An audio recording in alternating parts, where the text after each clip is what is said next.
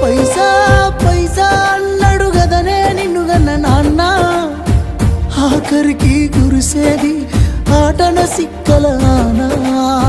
పరుగు పరుగు అంటూ తీస్తిరి గదనే పరుగు, పానం పోయినంక మోగేదే డప్పుల దరువు.